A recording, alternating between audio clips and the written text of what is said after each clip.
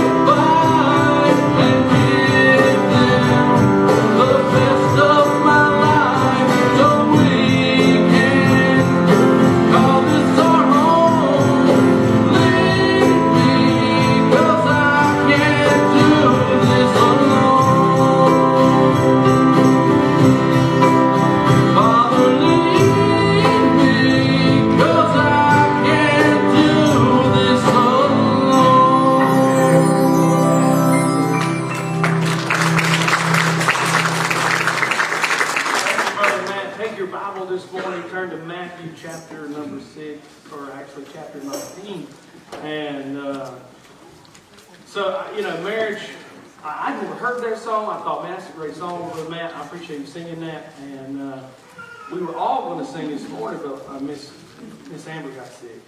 And so we wouldn't sing. We got a song we've been learning, and it's called Patching It Up. Have you ever heard that song before? And some of you probably have never heard that song, but I promise you it'll move you. And we didn't want to sing without her, so we waited. But man, I appreciate him stepping in and doing that. And I thought he did a great job with that song. And I want to say this today. My grandparents are not here. He's in town preaching in Lexington, but he and my grandma are celebrating their 70th wedding anniversary today. And I said, I'm so glad you had your anniversary on the start of my marriage series. And but they had been married today at 5 o'clock. I talked to him this morning, and he said, today at 5 o'clock we'll be married 70 years. I said, I guess you don't need me to give you advice about marriage, do you? They said, no, I don't. And I said, well, how have you made it 70 years? He said, let your grandma do whatever she wanted to do. And I said, well, what's it like being married 70 years? He said, well, he said about somewhere halfway she stopped being my wife and she became my best friend, and she's been my best friend ever since. And so it's rare for people to celebrate 70 years of marriage. Usually if they are married long enough, one may pass, one may stay, but God's blessed our family with a great patriarch and great granddad, great grandmother, great mom, great dad. And then my wife, her grandparents will celebrate next month their 70th wedding anniversary. And she is going to leave me for 3 days and go to Colorado to see them. I told her, I said, make sure you wash all the clothes. Stock the refrigerator up. And call somebody to watch the dogs. I said, because in 3 days, I said, I'm liable to be running around with no clothes on, starving to death. The dogs will be at the neighbor's house. And I've never been that long without somebody hanging out with me. So y'all better pray for me come March. I might lose my sanity, okay? Matthew chapter 19, we're going to look at 2 verses. Verse number 4, or actually 3, 4, 5, and 6.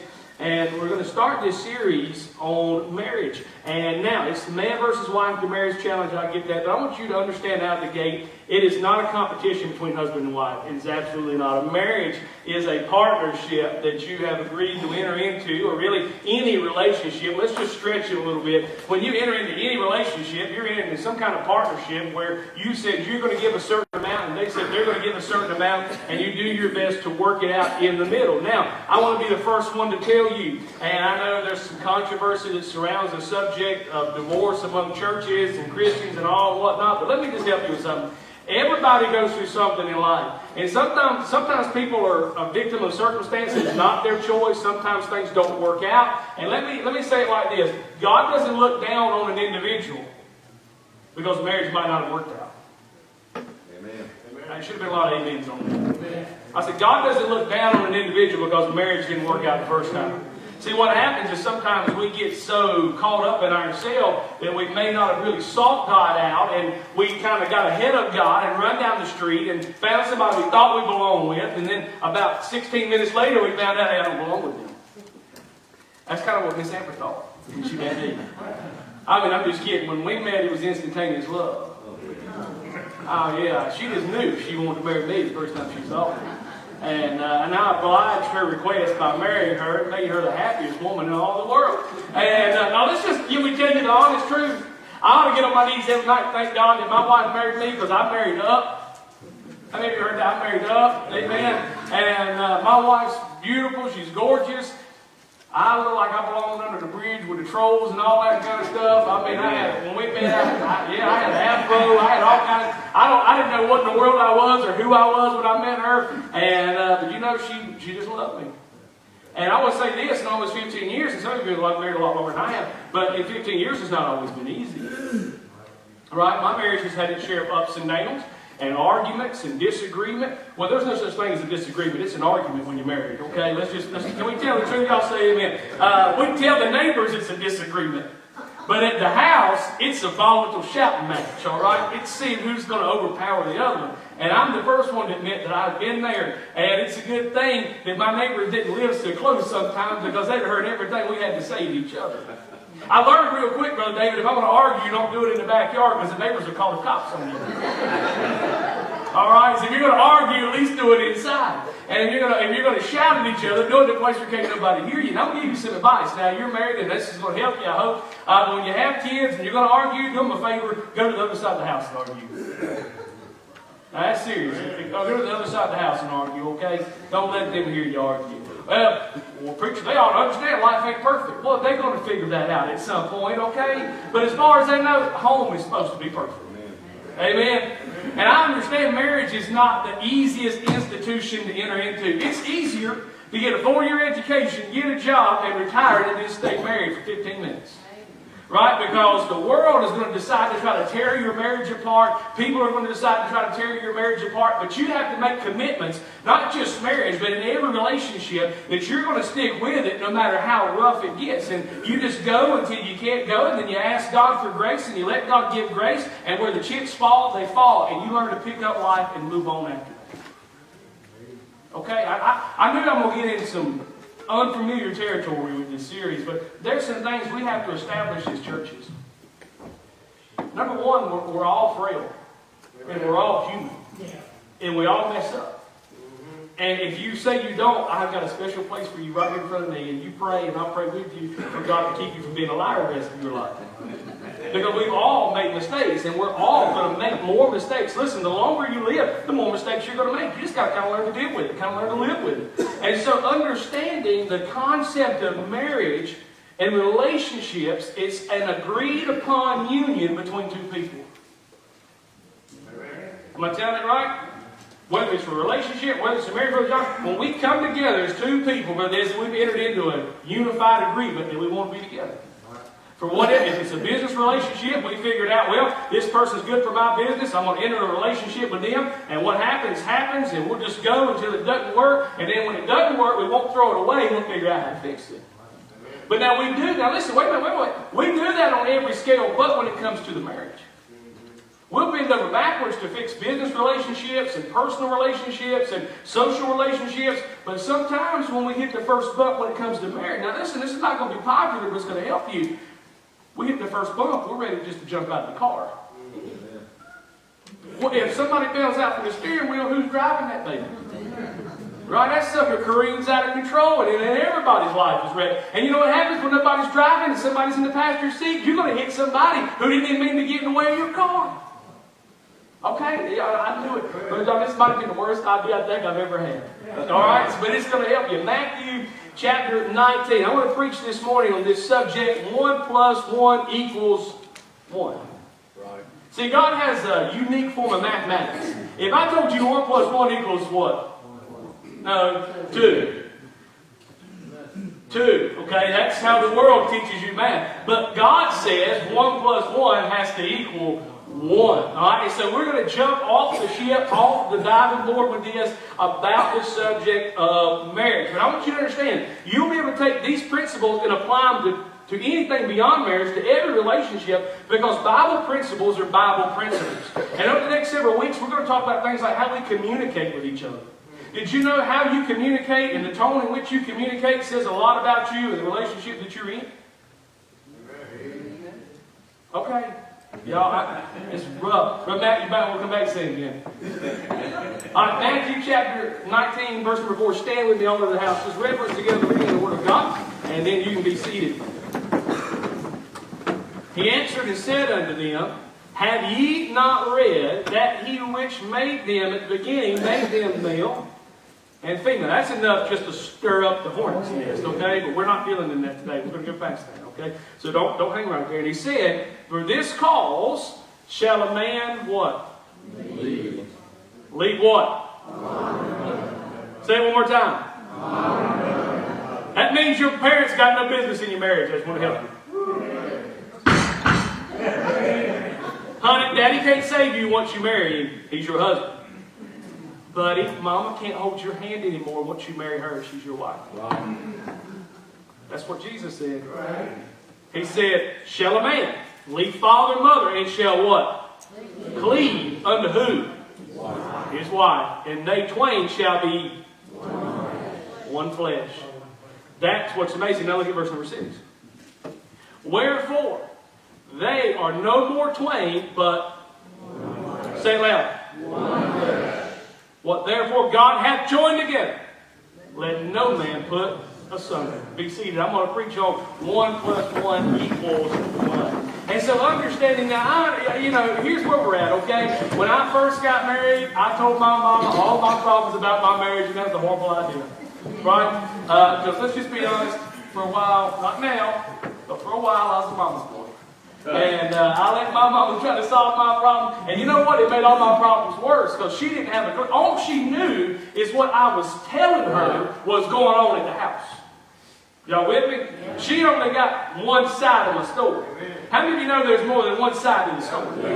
How many of you know there's more than two sides to the story? How many of you know there's three sides? Your side, their side, and the truth right there in the middle. And a lot of times when there's the truth never gets told because we're too busy telling each other's side. And so Jesus made it simple for us to understand. He said when a man gets married, he's to leave his father and his mother, and he's to cleave unto his wife, and they should be one flesh. Now, that same principle also applies to the woman. Honey, you're supposed to leave mom and dad can't fight your battles anymore, and dad can't come down there and beat your husband up every time he looks at you wrong. Dad said he can. And, but you get what I'm saying? Callie is 12 years old. We'll use her for an example. She is not married, but she is 12.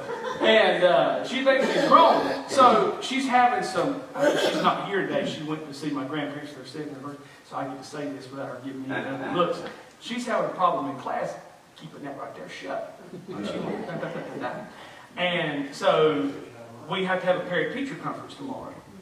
And so Callie and I and her teachers have to sit down together and have this discussion about what the problem is. And so I told Callie, and she's like, I said, no. I said, you got the problem, and they got a problem, and we got to work it out. And I said, part of growing up is you voicing your problem, finding a solution. Yeah. Voicing your problem, but finding a solution to meet that problem. See, I'm the first one to tell you, I do not run in and defend my daughter at school because I work with teachers every day. I know what they put up with every day. Unlike them, when I hear it, I can pack my stuff up, get in my truck, go to another school, and listen to somebody else's problem. But I understand that children are children, and sometimes they don't do like they should, just like sometimes adults are children and don't do like they should. But the only way we get through some things in life is to talk them out. Amen. Amen. I've never seen a time where people refuse to talk to each other about what they're going through like we have right now.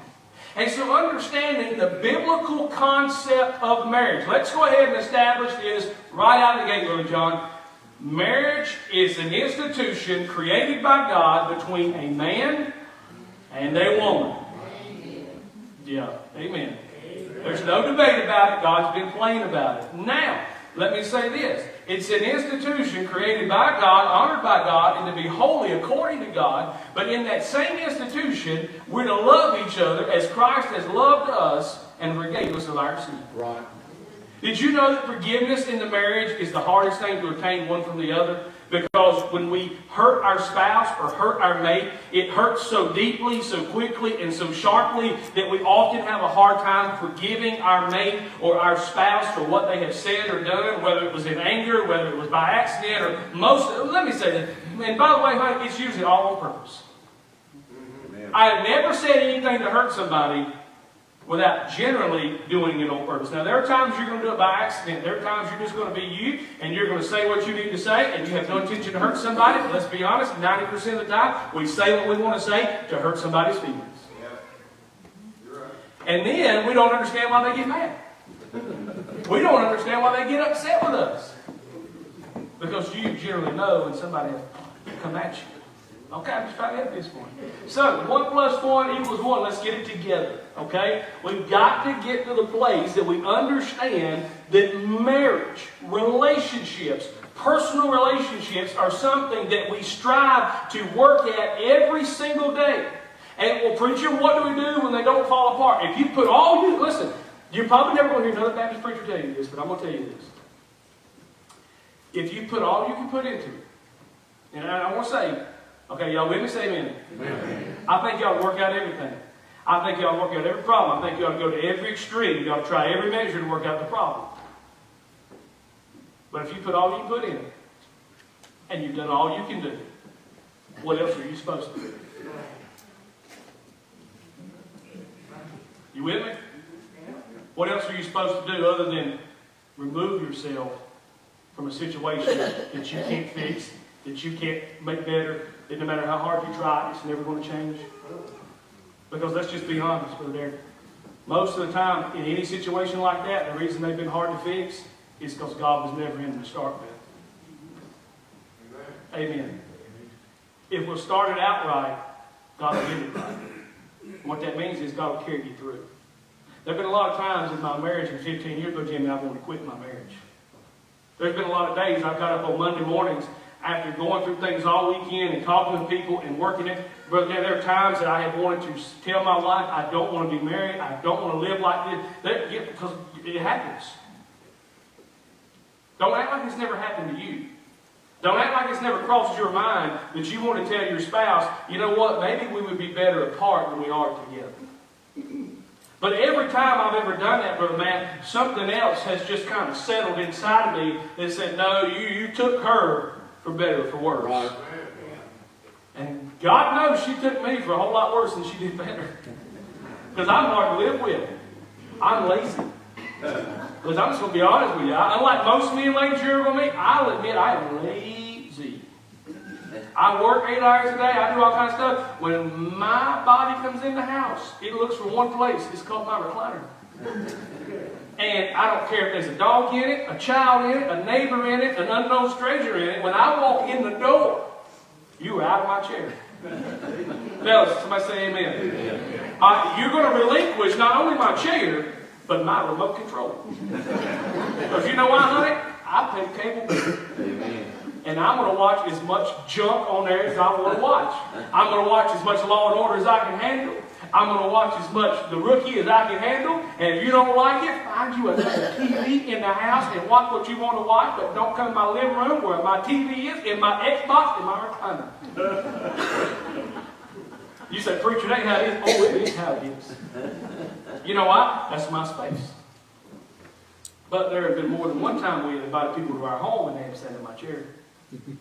Just giving y'all a heads up next time y'all come by. And I had to sit at the kitchen chair. I just want you to know I love you in Jesus when you sit in my recliner. And it's no greater sign of respect between us if I let you sit in my recliner. Amen. And so anyway, I'm just carrying on. But listen, when we talk about marriage, our homes are under attack. How many of you believe that the institution of the marriage, the relationship, the spouse, the home is under attack by the devil in the world? Everybody put your hands up there, okay? There's no reason some of the things we hear on television we should even have to hear about or wonder about if the home wasn't under attack. Our homes are the only last stand that we have to keep us in a place to be more functional for God than we ever have. The home was instituted before the church was ever formed in the book of Acts. You want a church? Go back to the garden, and God instituted the home, and that was the first church. That's where God set up the order. That's where God set everything in motion. And He gave Adam a helpmate. Now I want you to understand something, ladies. I am not a preacher who advocates, and I am so sick and tired of hearing this about marriage, where men dominate the women. There's no such thing given in the Bible. Right. Amen. There's no such thing taught where the man is the Lord over and subjugate his wife. If you have a problem with that, you need to go back and read Genesis chapter number 3, where God took Eve out of Adam's side and not the bottom of his foot. Amen. God took Eve from the side because Adam needed somebody to walk with him and be his counterpart and be his equal every day of his life. But for some reason, the church has taught that the woman came from the heel bone. And it's the man's job to stand over top of him all day long because you're not like the man. I understand that. Thank God you're not like us. We're utilitarian. We are not attractive. We are ugly. We are made to work. We are made to provide. You ladies are beautiful. And you are sweet. And you are kind. And you raise our children. And when they're rotten and they stink like these babies up here, you take care of our homes. You work and you labor just like we do. Right? So, amen, ladies. I'm trying to help you this morning. Right? So God made you the equal to the man. Now, with that being said, there are some areas in which we differ. Thank God Almighty, I'm not having to give birth to a baby. I had a kidney stone one time, thought I was going to die. My wife laughed at me. I was on the floor begging for pain medicine. She said, no pain medicine. I said, why? Why? She said, you need to know what it's like to give birth to a child. I said, just shoot me. I said, get my gun and shoot me. I said, I'm not going to make it. You know, you feel me on that? So understanding, Brother John, where God pulled woman from the man from the side, God made us to walk together in the unity of the Spirit as one flesh. Okay? See, what's hard with marriage is we have to get to the place where we separate our own identities and become one identity. See, when you meet that perfect someone and you decide that this person's the one you want to spend the rest of your life with, that means, fellas, you're going to have to learn what it is to wake up next to her and she doesn't have all her makeup on. And ladies, you're going to have to wake up next to him and he's going to look like death warmed over.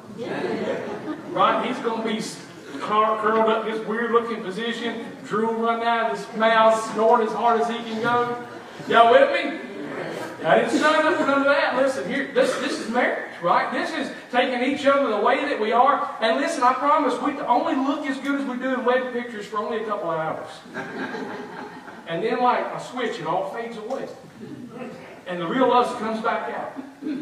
That's why you ought to spend some time together in front of and get in a deep committed relationship. You ought to go out to eat more than once in your relationship. Amen. You ought to ask her more of what she likes. Do you like the carpet I drive? And do you like my muscles? And do you like my hair? And the hair gel that I use? What we need to do. Now listen, I'm an advocate for when people start dating, they should show up just like they got out of bed that morning. Hey, listen, I think ladies, y'all show up, don't make up your pajamas on, your slippers, hair all over the place. I think y'all show up with all that drool dried up on your face right there. And you're like, this is what you're going to get. I think a lot of relationships be saved like that. There'll be a lot of marriages, let's put it that way. Amen. Don't brush your teeth either when you go. Just get the morning bed. I'm just trying to, okay, now listen, you with me? Say amen. So we're getting to the point where we understand that our home's under attack, our marriage is under attack. The devil desires to destroy the home, and without the home there is no church, and without the marriage there is no home. And so in the relationship of the constitution of marriage, and that's what we're going to deal with mostly for the next 10 minutes or so, is the institution of marriage. The modern family has lost its moorings because the marriage is not as strong and the bond is not as strong as it one time was. We were talking about my grandparents, 70 years of living with the same person every day, 7 days a week, 365 days a year. They have looked at each other, and I don't know how they're not tired of each other. Right? Because my granddaddy's the same way. When he comes in, they're only going to watch one news channel. Right? They're going to watch Fox 8. Amen. Because Neil McNeil is the only man that knows the news. All right, nobody else knows the news, right? And they're going to watch it at volume 212. Right, so when you get out in the car, you know the news is over because you can hear it through the walls. And my grandma was like, turn it down, they're trying to talk. He's like, I can't hear. 70 years of marriage. That's what it is in my house now. Our marriages, our homes have lost their moorings because, Brother John, we have unhooked ourselves from the local church. The local church is what moors you in place as a home, as a family, and with a marriage. You can't be all that you need to be to each other if you're not all you need to be in the church and with Jesus Christ. There was a time, it was not so long ago, that most families would acknowledge God being the centerpiece of their home. And everything that we did focused around Jesus Christ. Now, it wasn't that He dominated our lives. It wasn't that He was a dictator to us. But it was at times that we realized, hey, we're doing this because Christ wants us to do this. We go as a family because it's what Christ would want us to do. As long as Jesus is the center point, you're anchored down. But when you remove Him out of the relationship, now whether it's a dating relationship, an engagement relationship, or just any relationship, or just marriage, when Jesus is removed out of that, you begin to lose the foundation on which you can build anything. Christ has to be the center point of every single relationship, whether you're married or whether you're not. Amen. Okay? Christ has to be that center point. The modern family is in a mess. There are examples of their ungodly actions in families today. That most families are adrift, tossing on a sea of immorality, selfishness, and discontentment. I've never seen a time where people are as discontented with life as they are now. You know, Miss Amber, By the way, if your kids have paint on them, it's not our fault. They get the new kids check-in station back here, and we let them put their hands on the wall, so they got orange paint on my suit. As I went back there, so if they're wearing it, best of luck to you. So many of you know, because I tell all my business in church, because it's fun to tell all my business. I don't tell your work, but I tell mine. And so many of you know, several of us are exercising. Yeah, I got my people here, they're exercising, got my peeps with me. We're CrossFit. I am getting skinny because my buttons are now not screaming when I'm in here on Sunday. They're not like going to be a dangerous weapon that comes loose and kills anybody. That's why nobody sits up front, because they're afraid one of my buttons is going to come loose and put their eye out. No danger now, I'm getting skinnier. And so I started, and I have a real bad habit. Okay, I get real nervous, and so you know what I do? I tear my fingernails off. That's an awful habit to have, but it's my nervous tick, right? I'll rip my fingernails off, and I'll bite at them. And so I told Miss Amber, she's like, let me see your hands. I said, what for? She said, how come you're growing fingernails? I said, well, I just decided that I need to get over this habit that I've had all my life, and not like it. And she said, but you're going to the gym too. She said, is there another woman? I said, what you talking about? She said, when you're losing weight, you're not biting your fingernails. She said, you're shaving more often than you used to. She said, what's her name?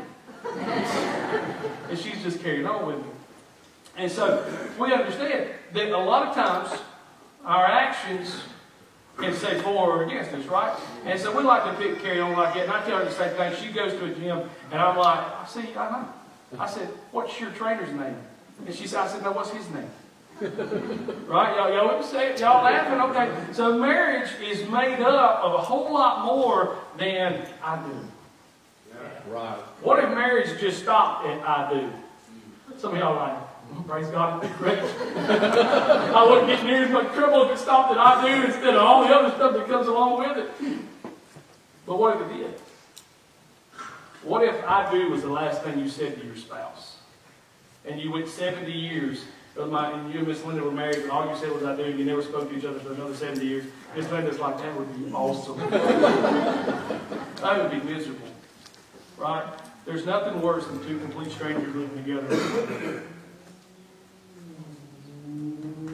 1 + 1 = 2. Matthew chapter 19, Jesus gave the formula for the successful marriage. A man must leave his father and his mother and cleave unto his wife. She must do the same. The Bible said when they do, they separate their identities. They drop who they used to be. They become that one flesh that God has desired them to be. So what that means is, guys, you've got to adopt some of your wife's principles. Fellas, or ladies rather, that means you've got to adopt some of our boneheads. It can't be all your way and not half our way. You know what you say, amen? It can't be all your way or all our way and none of your way. See, it's got to be a mixture, right? So we decide. Now, how many of you think it's the biggest... Now, listen, be honest. You can raise your hand. If you don't want to, I understand. But how many of you think the biggest struggle in marriage is sacrificing your identity to become part of somebody else? I do. Because we're taught to be our own person for years. We're enamored and taught and ingrained in us. You are your own person. You're an individual. You don't belong to anybody else. You're free, and you do your thing, and you be yourself, and you make everybody accept you. And if they don't, you just get over. But marriage, the institution of marriage, it says something completely different. It says you have to give up who you are, and she has to give up who she is, and you have to create this new person together, and you have to figure out the best part of you, and the best part of her, and the worst part of you, and the worst part of her, and you fit them together to make one person. Because listen, you can't get rid of the worst part of your spouse. You've got to take that too. Right. Amen. Right? Because if you take the best and the worst, you figure out how to get the median in the middle and make something work. Marriage is not going to be successful because you went to an altar, went in front of the best preacher in the world, and if you didn't get married in front of me, I don't know how to help. And said I do, and expect everything to fall into place. You've lost your stinking mind. There's a lot of work in this thing, but I didn't realize when I told that pretty little girl on the altar day, and by the way, I was scared to death. I was just scared to death. I was like, I cannot believe, now fellas, you may not have done this. They had me in this room back there, and my stepdad opened the window. He said, you can leave anytime you want to. I said, what are you talking about? He said, you're not going to marry your mama. He said, if I was you, I'd jump out the window and never come back. He said, you got to be careful with this thing. He's teasing, right? And I reached over and I shut the window. I want you to understand something. I was 21 years old. Miss Amber was 19 years old when we got married. We were kids. We did not need to be married at 21 and 19. Can I just help you? We weren't mature enough to try to handle a relationship and live together and work together and mold together. But for some reason, well, Daddy, I was just in love with her. I thought. Let me help you. I had a lot of lust toward that pretty young lady. I didn't have any love, because you don't know what love is till down the road in marriage. I thought she was the best thing ever. And don't get me wrong, I had a lot of strong feelings for her. I didn't love her. I didn't love her till years after we were married. By the time until I saw her bring my daughter into the world, that's when I started to love my wife. I saw her begin to be things that I never thought she could be and do things I never thought she could do. And I started to understand what love was. And it took years for me to understand that in the first part of our marriage, because what love is, you want your definition of love, here's what it is. Love accepts you. And everything that comes along with it. And Miss Juanita, when I started learning that she accepted me the way that I was, and I saw all what she was capable of and the things she could do, I fell in love. And now all these years later, I'm past love. I'm just flat out infatuated with her. Nobody else in this world buzzes my antenna like my wife does. My wife, I can have the worst day in the world, and my wife walk in the room and speak to me and make my whole day better. Right. I can have the greatest day and have her speak to me and it all goes south. Y'all see that? All right? I'm trying to get all those on the, you know what I'm saying? Ladies, there ain't nothing in the world like when you're upset, and your man puts his arms around you, loves on you, doesn't ask you for anything, doesn't ask you for a sandwich. Right? You went, say amen, lady. He just comes up and puts his arm around you. He just says, I want you to know I love you. What do you want? Oh, I just want you to know I love you. Amen. Y'all still with me? You enjoyed it so far? I think this is awesome. All right, here's where it is. All right, let me give you these three things. All that was introduction, right? I got to stop getting these long introductions. First of all, 1 + 1 equals 1 visit. That's how God has ordained it.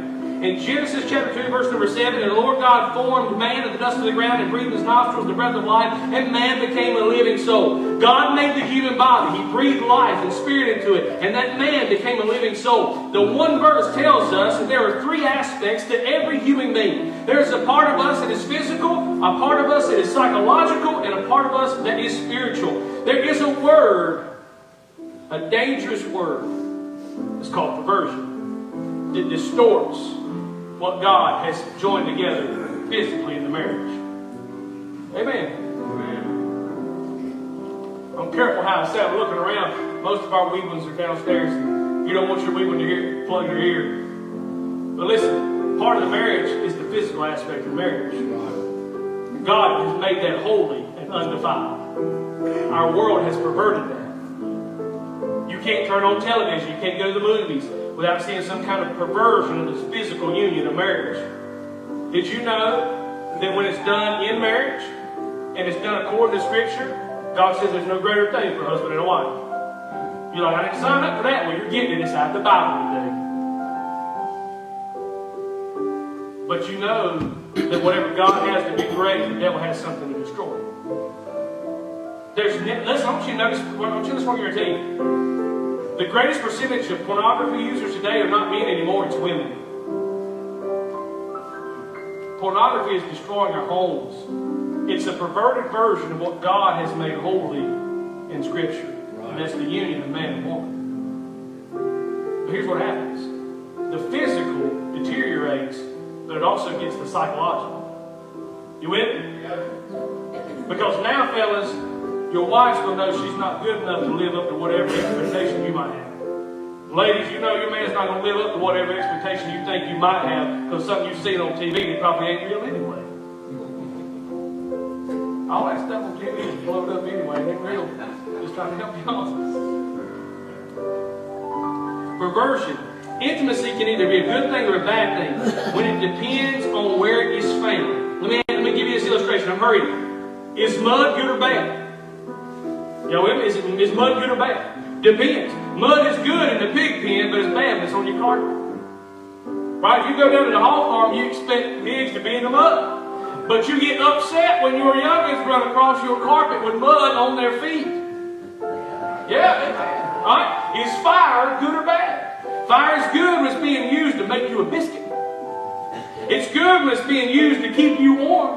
It's being good when it's used to give you light.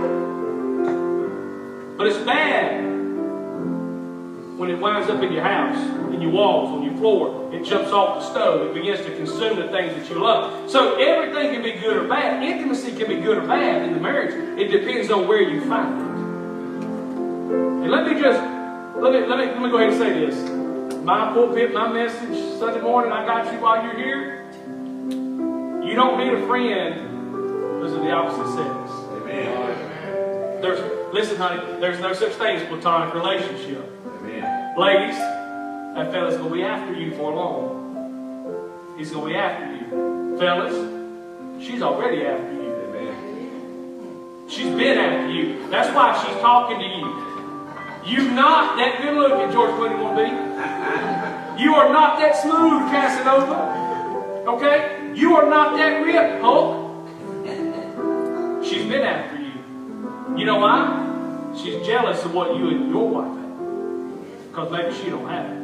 Ladies, maybe he's jealous of what you and your husband have because he's never had it. You need to be careful who you spend your time with. Amen. 1 plus 1 equals 1. Not 1 plus 1 equals 3. Right. Amen. I know it's going to be, I'm hurrying. Look, okay. Number 2, 1 plus 1 equals 1 psychologically. Intellectual oneness, our communication, the words that we use with each other, how we say things, when we say them, and why we say them, determines, either builds up or tears down our psychological oneness. If he doesn't deserve to be yelled at, don't yell at him. Which is not very often. But fellas, just because she didn't get the bread in the right direction, my wife does it to me on purpose. She puts one piece this way, one piece this way. I can't stand it. The ends have all got to match. She does it on purpose. You know what I do now? I just eat it. It's all going to the same place anyway. You with me? Now you think it's funny? If I got time to tell you a story, yeah I do. Some of you, I ain't going to see you next time anyway, so let me go ahead and tell you. And I told this before, when we first got married with David, we did not need to be married. She couldn't cook. Stacy, I know this story, so you know. Came home one night, she made potato salad and all this stuff. Long story short, I thought I was going to choke on the whole potato she put in the potato salad, spit it on the floor, and I said, "You're trying to kill me, and that is not my mama's potato salad. Don't you ever try to make potato salad again. If you can't make it like my mama makes potato salad." And I got that. Now listen, understand, I can have a temper. I can really have one that can get just out of control. And in my early years of being married, I did not know how to control it. And I got so mad. We had a big glass table. I took both hands and I hit the table and busted the glass. Just over potato salad. By the way, our arguments are home over laundry. It's over laundry and dishes. I just want y'all to know that. That's what we argue about. Laundry and dishes. Not money, not parenting, just dishes, laundry. Okay? So I busted this table. Guess what was on the table? All my supper was. Oh, it went. And I thought, well, that's kind of stupid. And I didn't feel guilty about it then, but I would feel guilty later. And so I got up and I went to the kitchen. She comes running out the living room past me. I'm talking about like the street. Into the kitchen. She's grabbing up the dishes and the plates and the food. And I'm like, where are you going? And I'll never forget this. She run to the door, she threw it all in the front yard. Dishes, pots, food, everything. Threw it out in the open. I said, you have lost your mind.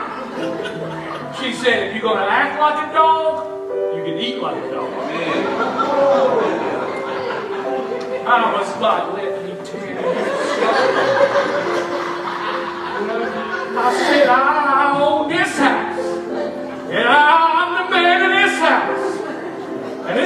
was on the porch, and I said, ain't nobody gonna tell me what to do. I turned my back, and all I heard was, wham, click, click, click, click. 30 minutes out there on that porch. You let me in the house.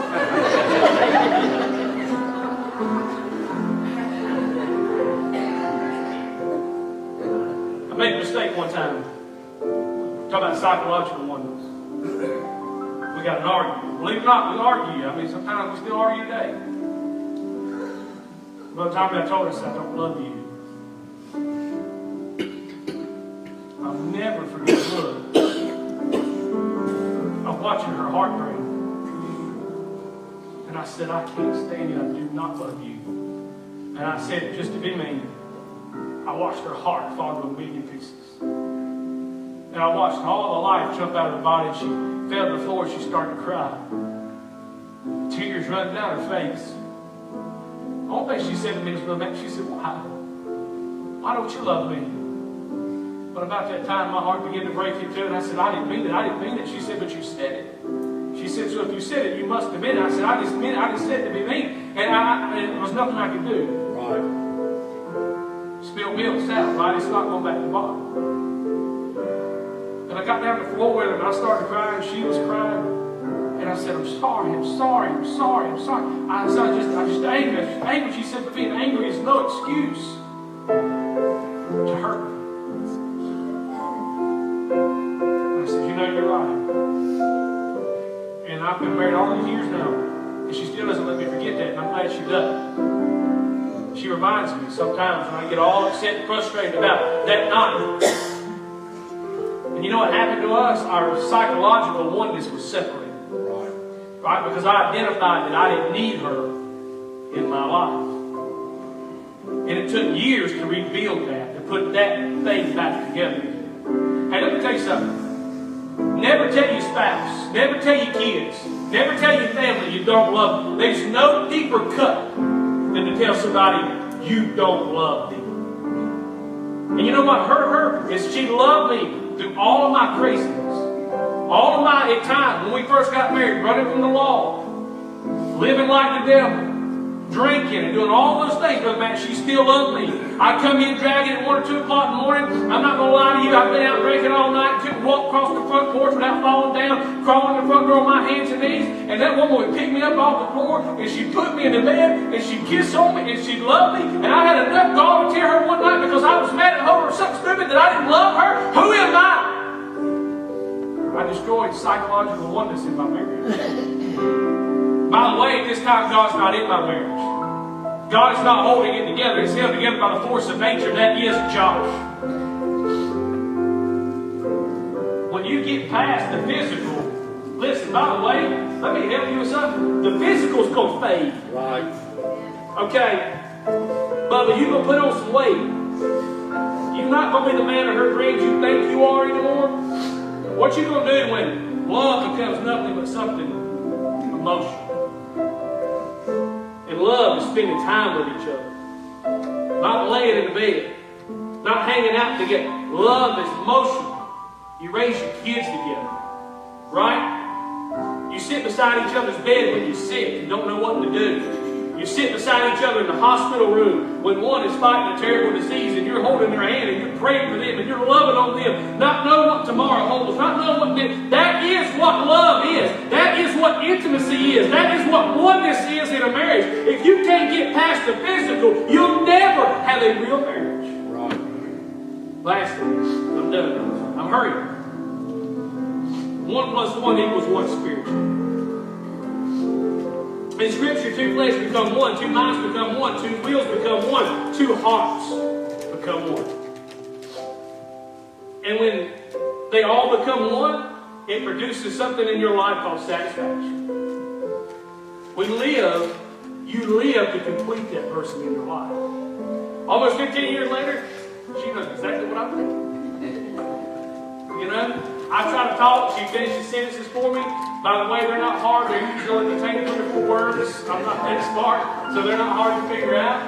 And but you know what? I live now, Brother Jimmy, to give my wife the best life I can give her. I strive to be the best husband. I strive to be the best dad. I strive to be the best spiritual leader in my home that I can be. And I mess up and I fail. Because like I said, we argued last night over laundry. You know, like how come you wash your clothes but not my clothes? She said, you a big boy, your mama taught you how to use the wash machine. I'm not washing your stinking clothes, I'm going to wash your clothes. Fine, I'll wash my clothes. You know? We live to work together for Christ. We together desire God's best for each other. But we desire God's best for our home and our family. 1 plus 1 will always equal 1 when it's done God's way. You've got to get to the point. Now listen to me. I'm done with this. You've got to get to the point where you decide it's not about you. And it's not about them. It's about Him. But the only way you can do that is to take 2 lives and mash them together. I don't mean easy either. I'm talking about like 2 semi trucks 90 miles an hour down the highway. When they hit each other, you can't tell what's what. Are you with me? When you get, if they 90 miles an hour and they hit each other, you don't know where one truck stops and one truck ends, right? That's the way your life needs to be with your spouse. You need to quit tiptoeing through the tulips. You need to quit worrying about what everybody else got to think about your marriage. You need to get in there and fix your marriage and work on it. Let it be the best it can be. And like 2 stinking semis, run headlong into each other and mold into one person and stop being 2 people. Right. You're one person. God has always desired you to be. It's not going to be without bumps and bruises and scratches. And I'm going to say this as we stand together all in the house. This is going to be hard for me to say, but I want you to hear me. If you have done it all, and you have tried, if you haven't,